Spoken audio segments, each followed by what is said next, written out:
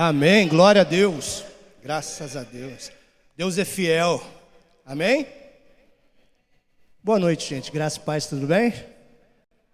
Graças a Deus, nós estamos aqui mais uma quarta-feira, cumprindo a missão da igreja, que é proclamar o Evangelho.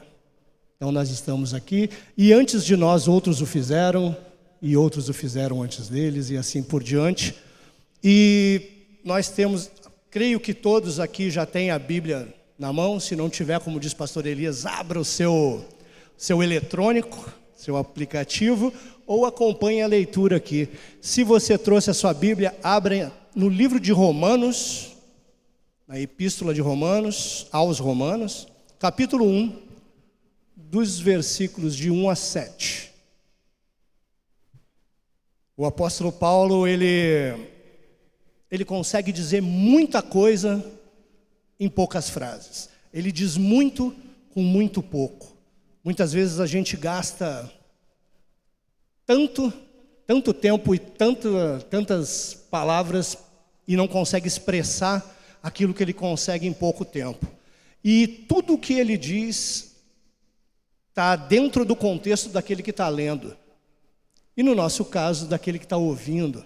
E ele diz assim, ó, no início da sua carta aos Romanos, ele diz o seguinte, Paulo, servo de Jesus Cristo, chamado para ser apóstolo, separado para o Evangelho de Deus, o qual foi por Deus outrora prometido por intermédio dos seus profetas nas Sagradas Escrituras, com respeito a seu filho, o qual, segundo a carne, veio da descendência de Davi, e foi designado Filho de Deus com poder, segundo o Espírito de Santidade, pela ressurreição dos mortos, a saber, Jesus Cristo nosso Senhor, por intermédio de quem viemos receber graça e apostolado, por amor do seu nome, para obediência por fé entre todos os gentios, de cujo número sois também vós, chamados para serdes de Jesus Cristo. A todos os amados de Deus que estáis em Roma, chamados para ser de santos, graça a vós outros e paz, da parte de Deus nosso Pai e do Senhor Jesus Cristo.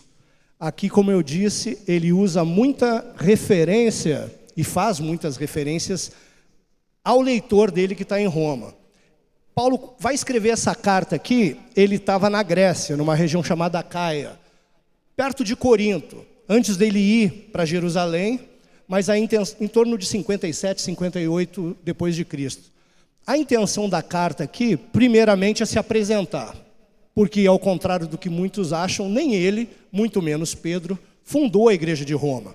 Não se sabe exatamente quem fundou a igreja de Roma, mas existiu uma igreja forte no centro do império que era ali. E ele tinha uma intenção. Primeiramente é apresentar suas credenciais, quem ele é, o que ele está fazendo, e qual o desejo, qual o evangelho que ele prega, né? E ele também tem outra intenção, que é conseguir algum fruto com aqueles irmãos ali, e estabelecer uma base para que ele possa chegar até onde hoje é a Espanha. Então ele tem isso, ao longo da carta você vai tirando. E nesses 7 primeiros versículos que nós lemos, nós temos aqui um resumo de tudo que ele vai dizer ao longo da carta. Ele vai desenvolver ao longo da carta cada tópico desses aqui.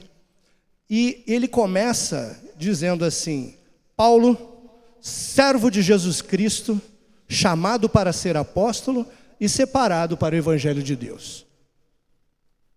Paulo, servo.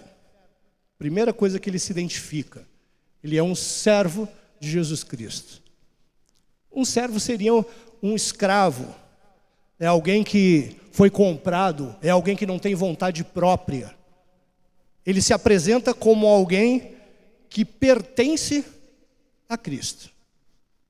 Como cada um de nós pertence a Cristo. Pelo menos eu pertenço a Cristo. Eu não tenho mais vontade própria. A minha vontade não impera mais. É a vontade de Deus em mim que tem que prevalecer e não a minha vontade. Não sou eu que me assento no trono do meu coração, e sim Cristo se assenta em mim, para que possa governar a minha vida. Então, ele se coloca dessa maneira, ele se coloca como um servo. E para um romano daquela época, você ser comparado a um escravo, num contexto, o império como um todo tinha em torno de 100 milhões de escravos, tinha mais escravos do que livres, então ele se identifica com a camada mais baixa, ele se coloca debaixo da servidão de Cristo, e isso para um romano pode parecer um pouco de afronta, mas ele não se importa, porque ele diz depois que, em Gálatas, se não me engano, que não vivo mais eu, mas é Cristo quem vive em mim.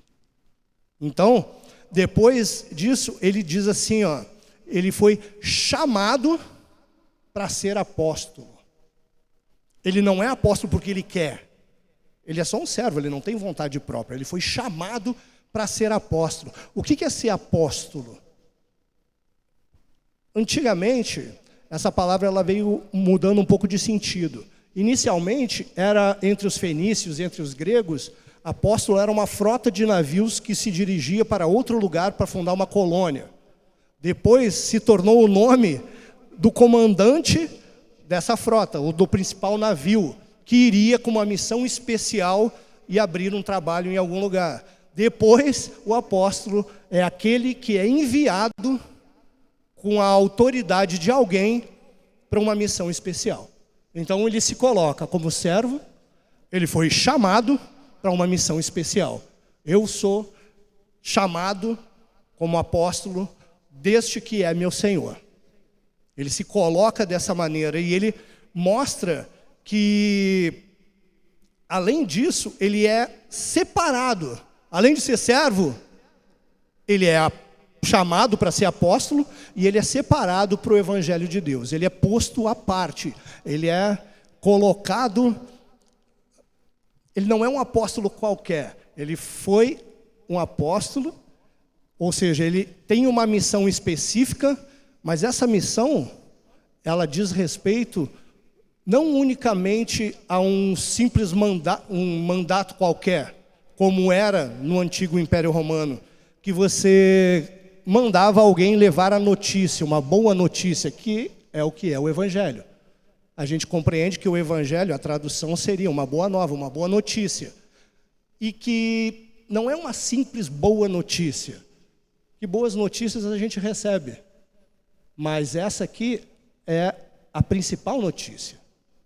Essa notícia diz respeito não a algo que qualquer homem possa trazer como uma informação, mas diz respeito a Deus. Por quê?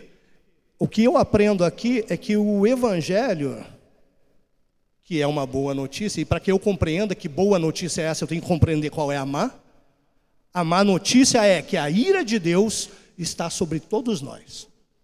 Mas agora, ele tem essa boa notícia, e essa boa notícia, que a primeira coisa que eu aprendo, é que não é por parte de homens, e sim por parte de Deus, porque ele coloca que é o Evangelho de Deus. É uma boa notícia que vem de Deus. Não é uma boa notícia que vem de mim. Ele não tem origem humana. Você consegue entender isso? Que o Evangelho que fez com que você estivesse aqui hoje, ele não vem de origem de homem algum. Ele vem única e exclusivamente de Deus. Essa é a notícia. O Evangelho, a gente entende que, seguindo aqui no versículo 2, ele diz que esse Evangelho de Deus foi prometido por intermédio dos profetas nas Sagradas Escrituras. Essa promessa, ela não é nova, não há novidade, ela é uma promessa antiga. Essa promessa já tinha sido feita. O que ele estava proclamando é o cumprimento dessa promessa. Deus prometeu no Antigo Testamento, cumpriu no Novo Testamento. Então é isso que ele está dizendo, que isso é uma promessa muito antiga. É uma promessa que vem lá do Gênesis, se você puxar no Antigo Testamento, e ela vem se desdobrando até aquele momento. Naquela cruz, Deus prova o amor dele por cada um de nós. E ali, naquele momento, a gente consegue entender que o Evangelho, que é uma promessa antiga e o seu cumprimento, ele não se dá a partir de bênçãos, de vitórias, de conquistas, de resolução de problemas. O Evangelho não diz respeito a essas coisas. O Evangelho diz respeito a uma pessoa. E essa pessoa, ele vai no versículo 3 dizer, com respeito a seu filho. E aí ele vai dizer que o seu filho, ele é 100% homem, porque ele está segundo a carne, veio da descendência de Davi, mas ele também foi designado filho de Deus com poder. Agora aqui, no Império Romano, todo aquele que era imperador, necessariamente ele teria que ser, ou por adoção, filho de um imperador anterior. E esse imperador anterior, quando ele morria, imediatamente ele se tornava um deus. Ele ganhava um status de divindade. Então, o imperador atual nada mais era do que um filho de Deus. E aqui Paulo já diz muito, porque ele não é simplesmente um filho de Deus.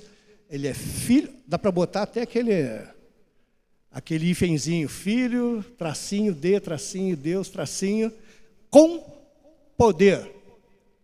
Ele não é um filho de Deus, filho com poder. E o poder de Deus, ali naquela vida, se manifesta segundo o Espírito de santidade. Então, ele coloca, foi designado Filho de Deus com poder, segundo o Espírito de santidade. Isso aqui é essa expressão é a única vez que ela aparece.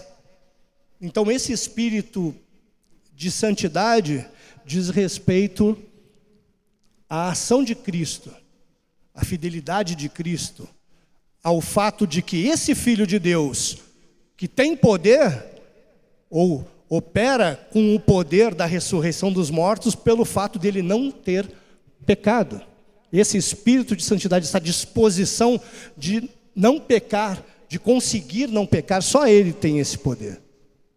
Nenhum de nós humanos, temos essa capacidade a não ser ele. Se por um homem entrou o pecado, por um homem sai o pecado. Então ali, segundo o Espírito de santidade, pela ressurreição dos mortos. E aí ele vai identificar que Filho de Deus é esse. É Jesus Cristo, nosso Senhor, como ele coloca. Agora ele passa para uma outra parte.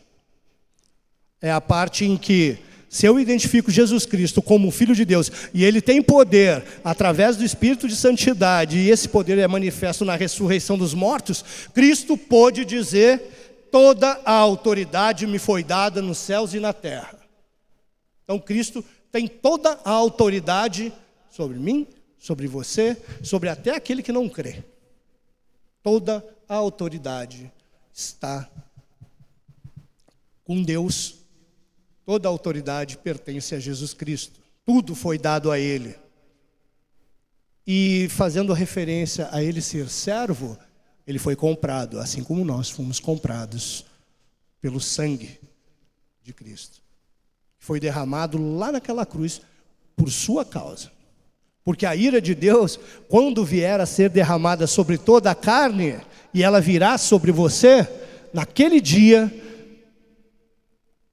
a consequência de toda a sua vã maneira de viver, da sua vida de pecado, naquele dia em que a ira chegar, no último dia, quando fechar a conta, quando passar a régua, quando todos nós tivermos que dar conta da nossa vida, por que você fez o que fez, por que não fez o que tinha que fazer, por que não fez o que devia ter feito, nesse dia, Cristo vai nos pôr à parte e dizer, não, esses eu comprei. Esses, eu dei o meu sangue por eles. A minha vida foi derramada ali. O cálice da ira de Deus veio sobre Cristo naquela cruz por cada um de nós. Porque nós não merecíamos. E é por isso que ele fala que, através de Cristo, por intermédio de quem viemos a receber graça. Foi de graça que nós recebemos. Nós não merecíamos o Evangelho. Nós não merecíamos essa boa notícia. E essa boa notícia só vem por amor. Somente um Deus amoroso e misericordioso poderia fazer isso. Porque duvido que cada um, se você pudesse ser seu próprio juiz, sem saber que está sendo seu próprio juiz, e apresentasse para você todos os seus pecados, todos os seus pensamentos, todos os seus maus desejos, duvido que você fosse tão amoroso e misericordioso quanto ele foi naquela cruz. Eu não seria. Se me mostrasse, vamos pegar só os pensamentos. Tudo que a gente pensa, se colocasse todos os meus pensamentos diante de mim, desde o dia em que eu tive consciência de mim mesmo até esse instante, se colocasse diante de mim e me pedisse para dar uma sentença sobre essa pessoa, e que se eu soubesse que os pensamentos eram meus, é óbvio que eu ia me aliviar. Mas agora, se eu não soubesse que tais pensamentos eram meus, com certeza eu pesaria a mão. Então, nós temos que imitá-lo. A gente tem que ter um pouco de misericórdia, um pouco de amor, porque foi isso que ele fez lá. Esse amor e essa misericórdia que nós não somos dignos de receber, nós recebemos. E no caso de Paulo, ele diz que, além dessa graça, ele recebeu o apostolado por amor do seu nome, de Cristo no caso. Mas para que ele recebeu essa graça e para que ele recebe esse apostolado? Ele recebe essa graça e esse apostolado para a obediência por fé entre os gentios, de cujo número nós nos enquadramos aqui também.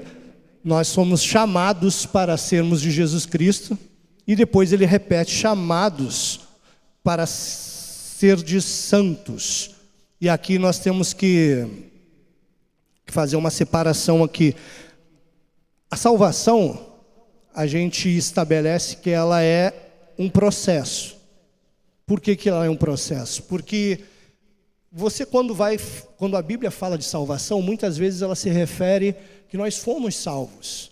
Depois ele diz que nós temos que desenvolver isso. E depois ele diz que nós somos guardados para o dia em que seremos salvos. Aí ele te dá uma ideia de salvação de já aconteceu, está acontecendo e ainda vai acontecer. Isso nos deixa um pouco do já e do ainda não, a gente fica um pouco confuso. Tá, mas eu já fui salvo, eu estou sendo salvo, eu ainda vou ser salvo, caraca, o que é isso?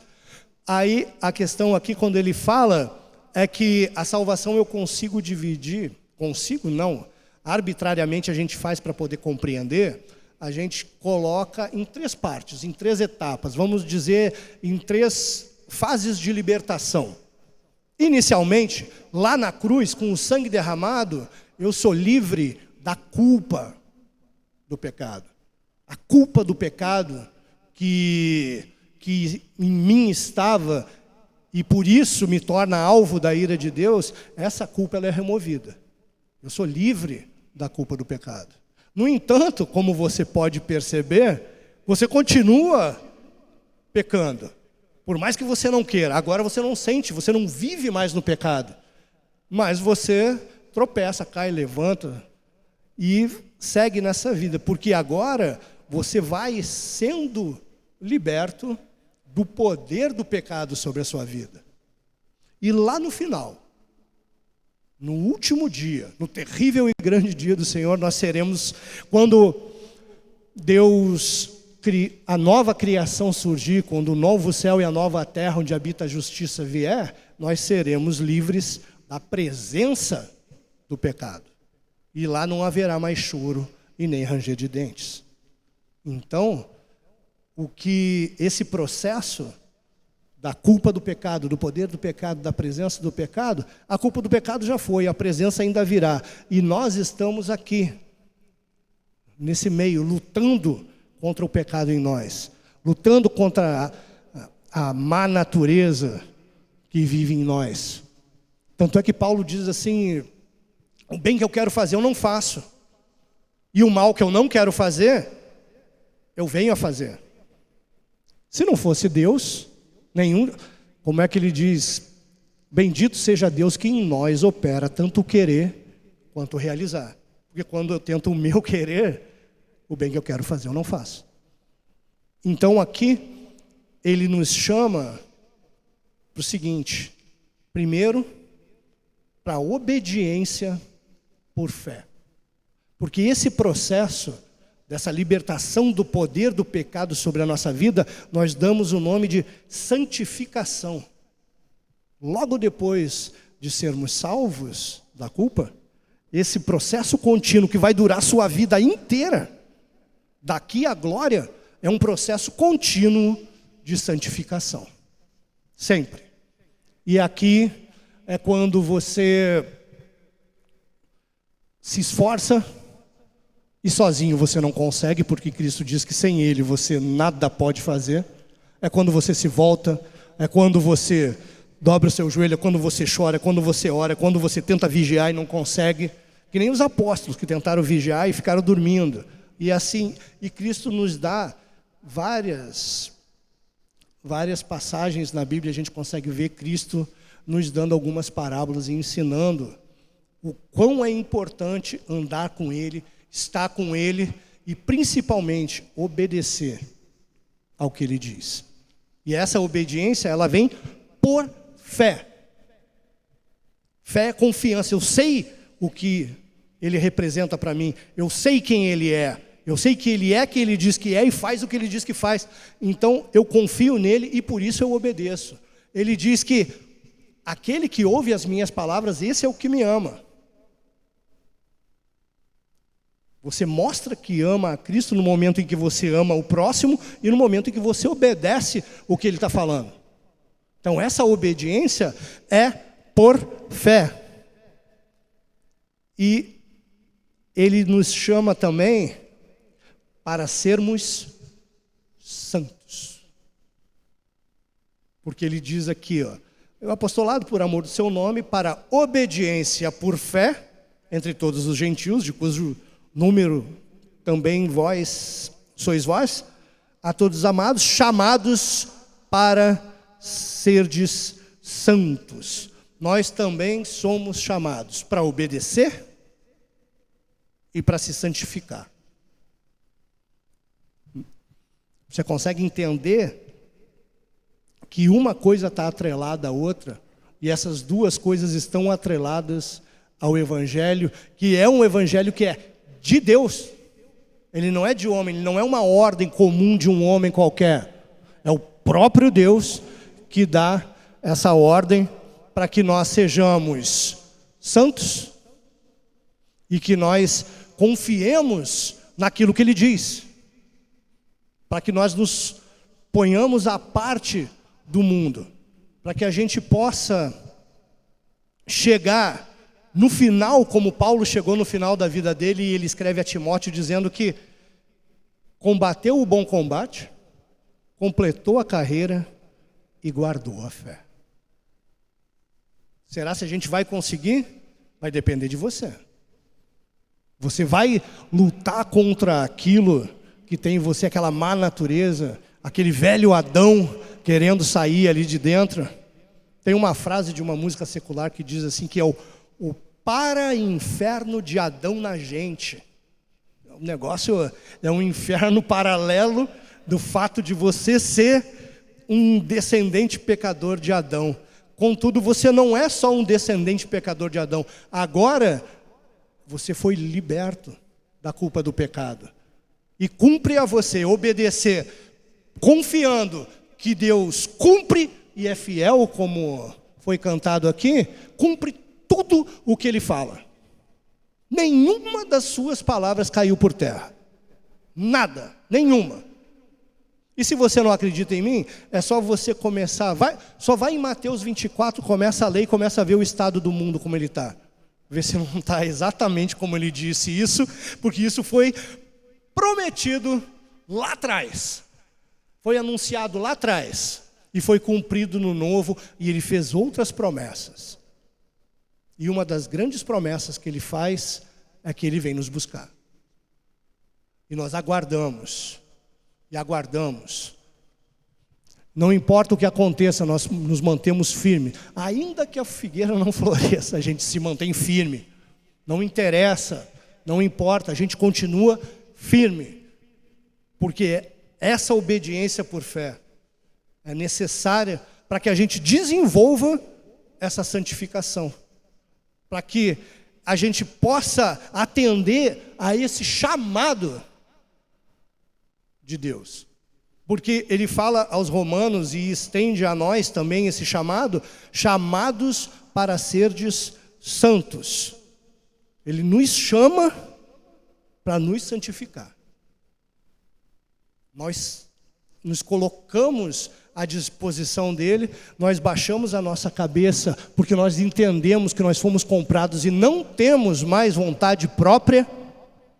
Isso não significa que nós somos autômatos assim, ou marionetes na mão dele, mas nós não temos mais essa vontade. E ele tem um chamado específico para cada um, no entanto ele tem um chamado geral. Como chamou Paulo para ser um apóstolo, ele nos chamou, como chamou Paulo também, para ser santo. Então nós devemos vigiar, devemos prestar, por isso que Cristo manda vigiar e orar, é para vigiar antes de orar, é para você prestar atenção antes mesmo de falar com Deus. Fica atento, fica muito atento, porque hoje em dia é muito ruído, é muita multidão é horrível, né? São multidões, é muito ruído, é muito barulho, é muita distração, e isso nos atrapalha. E aí a gente acaba como aqueles discípulos lá, como os apóstolos, dormindo, enquanto Cristo, que sempre vigia, ficava orando por nós. Então é muito fácil a gente vir à igreja, mas a obediência por fé e a santificação se dá lá fora. É lá fora, é no dia a dia, é amanhã de manhã, no ônibus cheio, no metrô lotado, nos 40 graus, com sensação, nunca entendi isso, com a sensação térmica de 50. Se a sensação é 50, é 50, não tem 42. Né? Então é ali que se dá a santificação. E ela não é só um ato exterior, ela é um ato interior.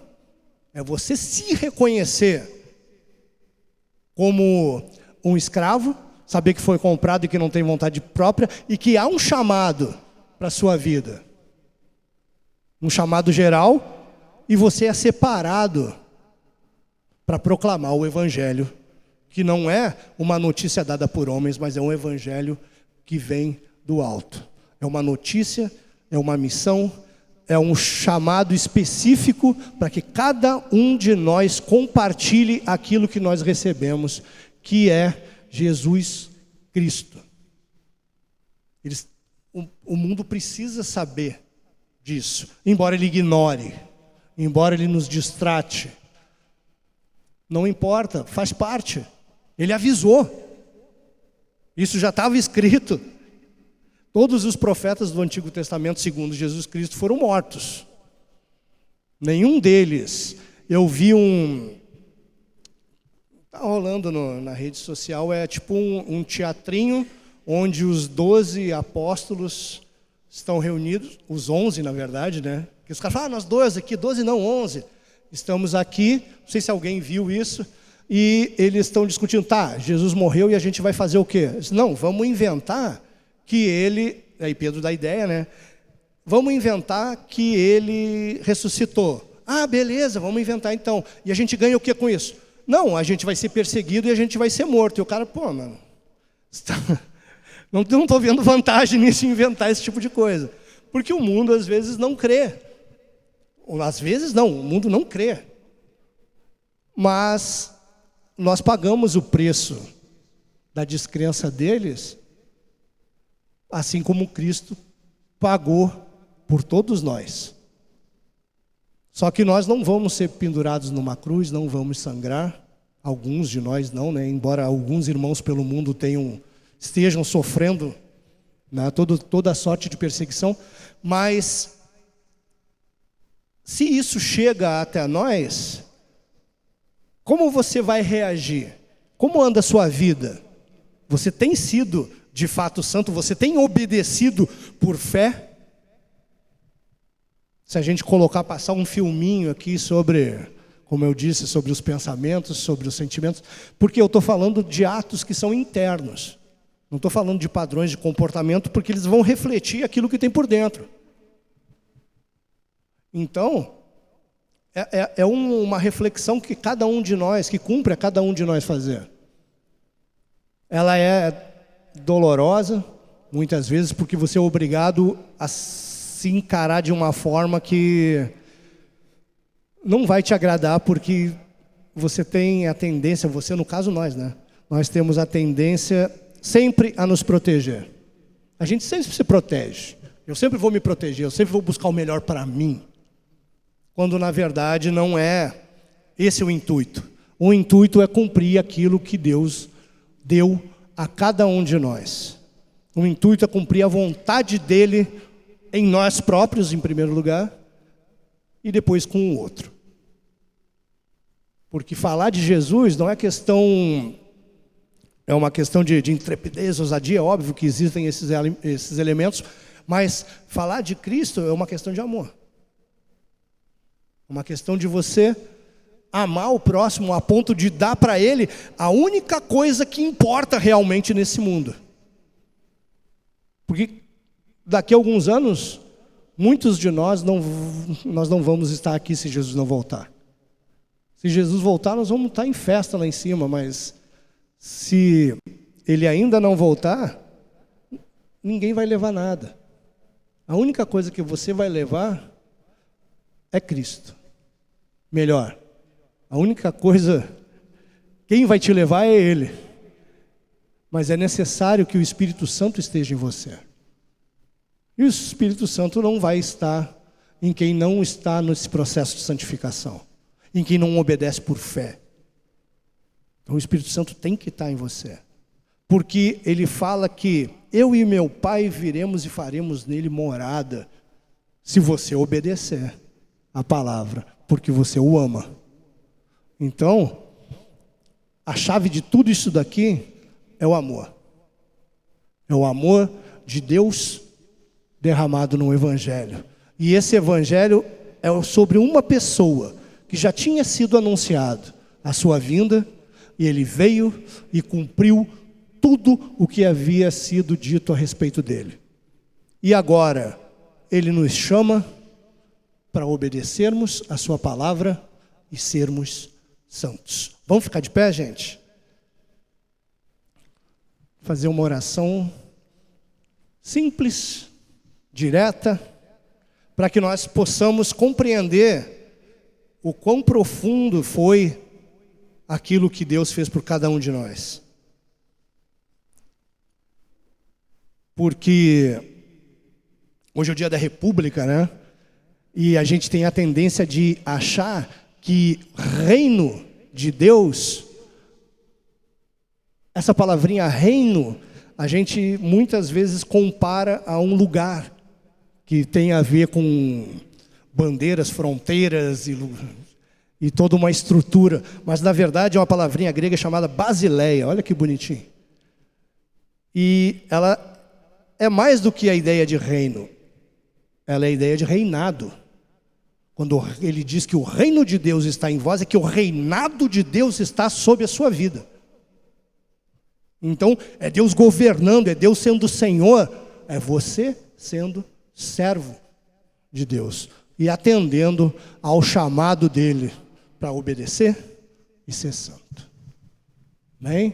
Senhor Deus, amado Pai, eu quero te agradecer por cada segundo, Senhor, da tua presença em nós. Te agradecer pelo teu amor, pela tua graça, pela tua misericórdia, Pai. Derrama mais, Senhor, do teu Espírito em nós. Concede, Senhor, que nós sejamos cada vez mais obedientes e santos, Pai, diante da tua presença, porque o livro de Hebreus diz que sem santidade ninguém verá a Deus. Então nós precisamos de ti, Senhor.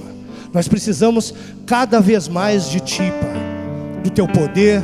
Precisamos da tua ajuda, Pai, porque nós nem orar direito nós sabemos, Senhor, como convém. Então coloca as Tuas palavras na nossa mente, no nosso coração, na nossa boca, Pai, e que nós possamos ser um canal de bênção para quem nos ouve, e que nós possamos cumprir o Teu chamado, Pai, porque o Teu amor é infinito, Pai, e nos alcançou. Muito obrigado, Pai, e que cada coisa que nós venhamos a fazer seja para a Tua honra, Pai, para a Tua glória e para o Teu louvor. Em nome de Jesus, amém. Amém.